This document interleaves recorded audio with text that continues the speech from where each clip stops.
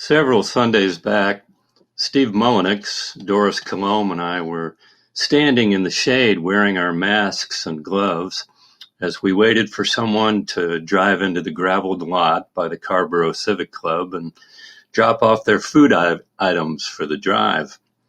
Many of you who've contributed to it know that we've been doing this for the last few months, having this food drive to help the Interfaith Council's food bank during COVID-19.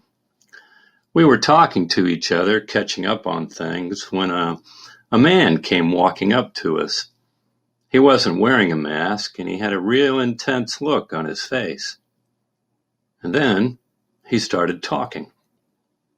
And for the next several minutes, he rebuked us and wanted to know why we, as members of a church, were practicing a faith based on fear. Because we were wearing masks, he considered us to be cowards. It was obvious that he wasn't going to give us a chance to have a conversation with him, so we just listened to him. He just wanted to make it clear he viewed us as people who lacked faith and lived by fear. And then he left, calling back over his shoulder, "I won't come to this church until you stop being afraid." It reminded me of stories I've heard from people who grew up with what I call fear not Christianity. These folks were taught to live a Christianity of brave fronts and happily ever afters that left little room for acknowledging their fears. This kind of religion is based on the premise that fear is weakness. The phrase "fear not" appears in the Bible more often than any other imperative. It's like a commandment, and it means that when we fear, we sin. In 1 John, in the 4th chapter, the author writes, "Perfect love casts out fear." If you're afraid, then you're not rooted in God's love. In 2 Timothy, in the 1st chapter, the author writes, "For God has not given us the spirit of fear, but of power and of love and of a sound mind." Fear is an aberration, an unsoundness of mind, a brokenness devoid of God, as if you can't be fearful and faithful at the same time. Fear being a clear sign that somehow you lack faith. I wish I were exaggerating, but I'm not. Texts like that have been pulled out of context and used as, well, they've been used as hammers. The people I've spoken with who had these messages hammered into them over and over never had the chance to develop a sense of courage or trust. Instead, these messages coated their lives with all kinds of layers of guilt, shame, and even hopelessness. In our story from Matthew this week, the disciples contend with deep fear. Fear of the unknown, fear of suffering, fear of death, fear of oblivion. The setting is the Sea of Galilee, a body of water surrounded by hills and prone to sudden violent windstorms. It's nighttime. Weary after the feeding of the 5,000, which happened just before, Jesus has sent the disciples on ahead of him and has gone by himself into the mountains to pray. By nightfall, he's still at it, while out on the sea, his disciples have their hands full, trying to steer their little boat right into a high wind and dealing with higher waves. The disciples are in this boat crossing the sea on their own as per Jesus' instructions. As the night wears on, the wind and waves intensify, and the disciples, still far from land, struggle against the turbulent water. Meanwhile, Jesus, having spent the previous day teaching and feeding the 5,000, is up in those hills, seeking renewal and solitude and prayer. The disciples are all presumably soaked, their teeth chattering and their hands blistered from their efforts when Jesus comes to them. It's around 3 a.m, Matthew says.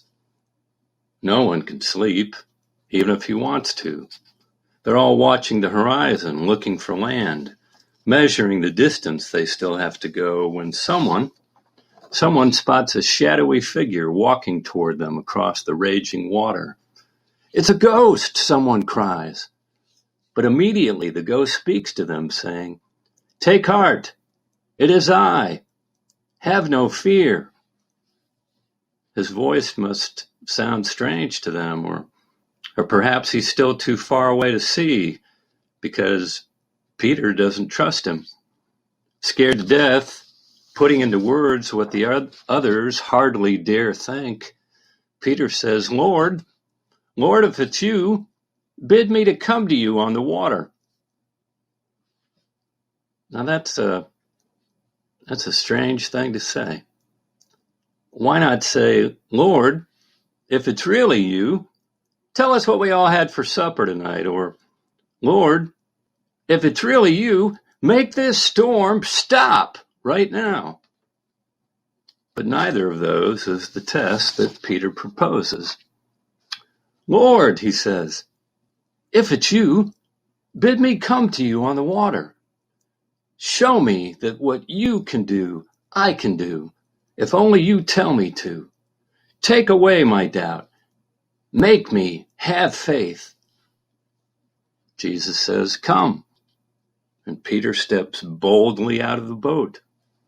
Peter swings his legs over the side of the boat, and while all the other disciples watch with their hearts beating in their mouths, he places his feet on the surface of the water.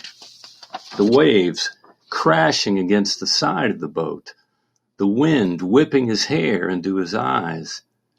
He puts his feet flat on top of the water, takes a huge trembling breath, and stands. Then he takes a few hesitant steps toward Jesus across the heaving surface, like the first steps he ever took in his life. And he's doing fine until a gust of wind almost topples him. And then he realizes what he's doing. He notices the rising waves, the dark water, and he gets scared. And he feels his feet sinking into the black waves below and goes down like a stone.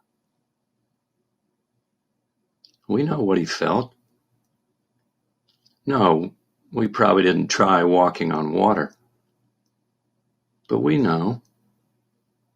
Maybe we were crossing a stream on a fallen log, inching our way across its rough, rounded surface, doing just fine until we looked down at the rushing water below and got frightened, lost our balance, and had to drag ourselves the rest of the way home by the seat of our pants.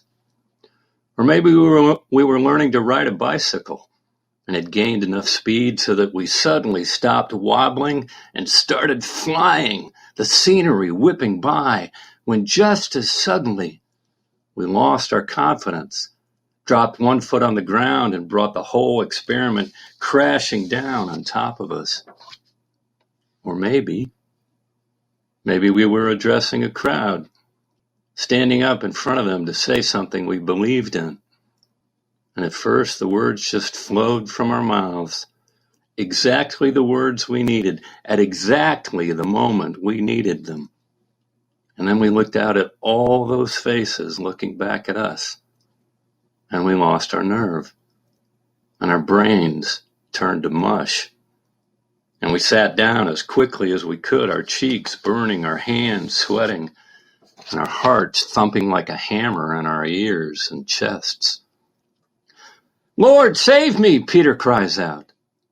And Jesus does, reaching out his hand and catching him, hauling him out of the cold water like a big frightened fish, and dragging him over to where the other disciples can pull him back into the boat.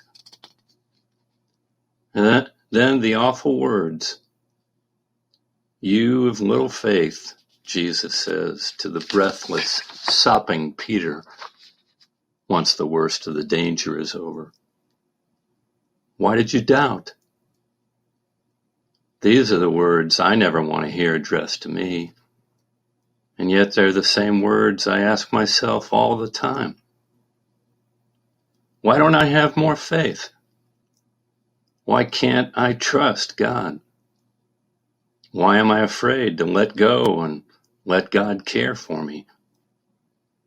Why do I doubt? We never hear Peter's answer, if he manages to offer one. But as soon as he and Jesus climb into the boat, the wind dies down, the sea grows still and calm, and the disciples recognize Jesus for who and what he is. Truly, they say, truly you are the Son of God.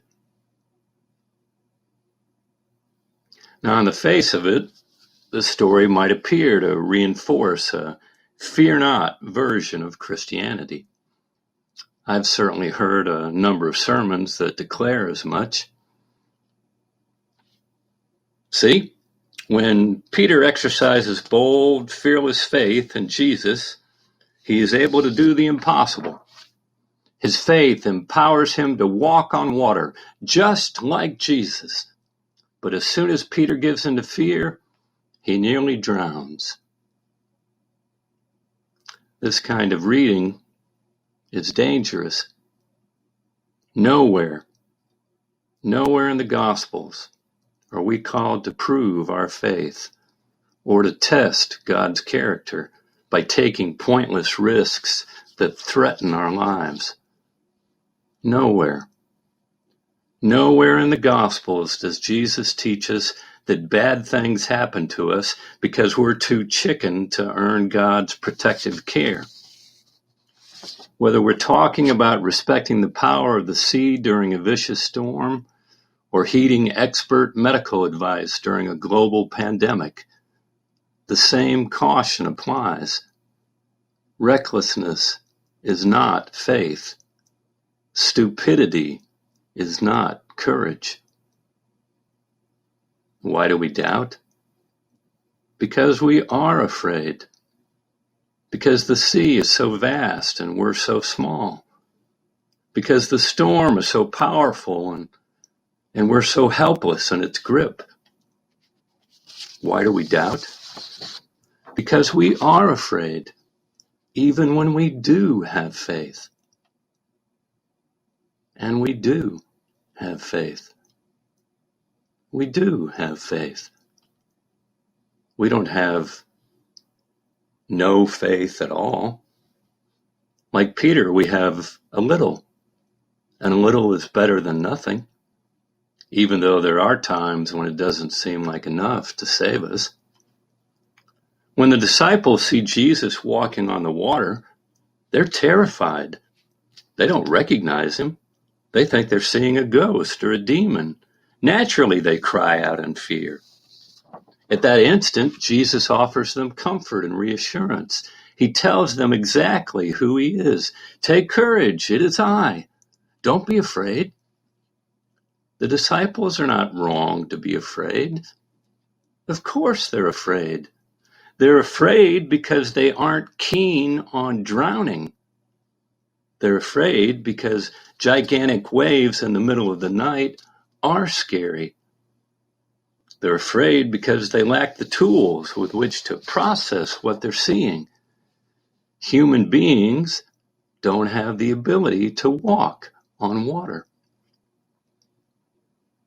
If we extend the meaning of drowning to include all the ways in which we human beings find ourselves in over our heads in this world, then of course we experience fear. Of course we feel afraid as we face thousands of people dying, millions being infected by COVID-19, as we face failing economies, social isolation, political brokenness, the continued murders of people of color at the hands of the police, a national health care system that is broken beyond its means, the intentional slowing down of our postal services, which is preventing people all over the country from getting the prescriptions they need when they need them, as well as making it increasingly difficult for our state governments to adequately prepare for offering a viable option for people who are afraid of risking their lives in order to make their vote count in the upcoming election. Of course we feel afraid when we see our lives, our country, and the world in a kind of predicament that creates ongoing anxiety and depression. Like Peter, we have faith, we have doubt. We try to walk with Jesus, and we fail. We take a few steps, and we sink. We cry, "Lord, save us!" And he does, giving us both his hand and his judgment. Oh, you folks of little faith, why did you doubt? Hearing that, most of us count ourselves failures. But I wonder, can we imagine the story turning out another way? What if Peter had not sunk? What if he jumped out of the boat with perfect confidence, landed splat with both feet flat on the water, and smiled across the waves at Jesus, gliding towards him without a moment's hesitation? What if the other disciples had followed suit, piling out of the boat after him, and all of them, with perfect faith, had romped on the water while the storm raged, and the wind beat the sails, and lightning split the dark night above their heads? It would be a different story. It might even be a better story. But it wouldn't be a story about us.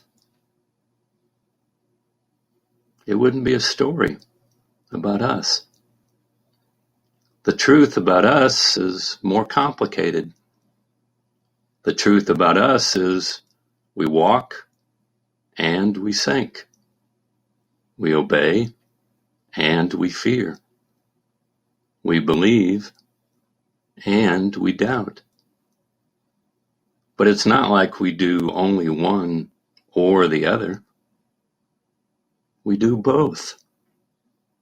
Our faith and our doubt are not mutually exclusive. They both exist in us at the same time, buoying us up and bearing us down, giving us courage and feeding our fears, supporting our weight on the wild seas of our lives and sinking us like stones. This is why we need Jesus Christ. This is why we wouldn't be caught dead on the water without him. Our fears and doubts may paralyze us, but they're also what make us cry out for his saving touch. So how can they be all bad? If we never sank, if we could walk on the water just fine all by ourselves, we wouldn't need a savior. We could go into business for ourselves.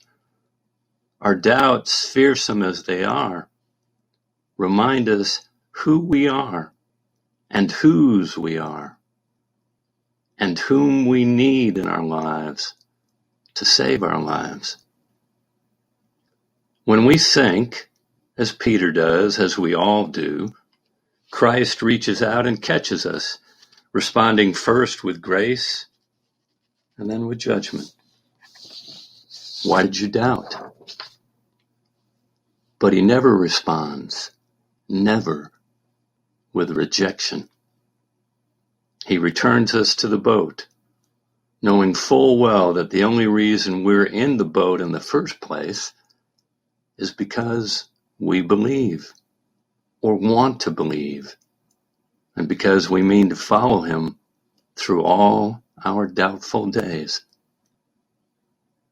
Jesus Christ never stops moving towards the ones he loves.